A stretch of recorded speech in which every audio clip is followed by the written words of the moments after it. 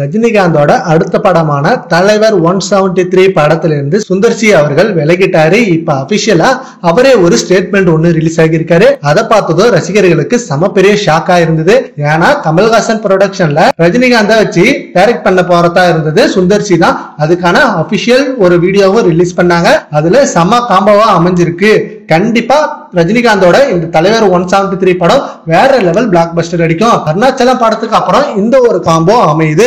அதனால சுந்தர்சி அவர்கள் ரஜினிகாந்த வச்சு செம்மையான பிளாக் பஸ்டர் தான் கொடுப்பாரு. அண்ட் ரசிகர்களுக்கும் இது ஒரு கமர்ஷியல் பிளாக் பஸ்டரா அமையும் அப்படின்னு ரொம்ப எதிர்பார்த்தாங்க.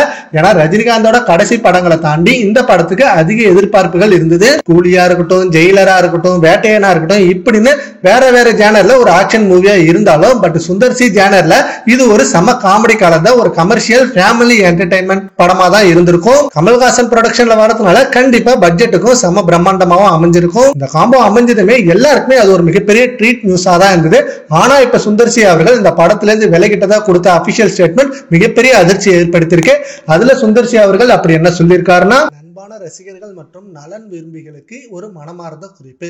கனத்த இதயத்துடன் சில முக்கியமான செய்திகளை உங்களுடன் பகிர்ந்து கொள்கிறேன். எதிர்பாராத மற்றும் தவிர்க்க முடியாத சூழ்நிலைகளால் தலைவர் 173 என்ற மதிப்புமிக்க திட்டத்திலிருந்து விலகும் கடினமான முடிவை எடுத்துள்ளேன். புகழ்பெற்ற சூப்பர் ஸ்டார் திரு ரஜினிகாந்த் அவர்கள் நடிக்கும் இந்த முயற்சி புகழ்பெற்ற உலகநாயகன் திரு கமல்ஹாசன் தயாரிப்பில் எனக்கு ஒரு கனவு நனவாகும். வாழ்க்கையில் நமக்காக வகுக்கப்பட்ட பாதையை நாம் பின்பற்ற வேண்டிய தருணங்கள் உள்ளன.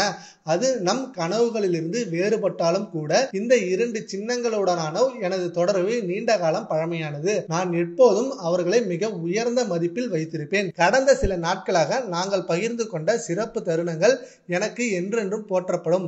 அவை எனக்கு விலை மதிப்பற்ற பாடங்களை கற்றுக் கொடுத்தன. மேலும் நான் முன்னேறும் போது அவர்களின் உத்வேகத்தையும் ஞானத்தையும் தொடர்ந்து தேடுவேன்.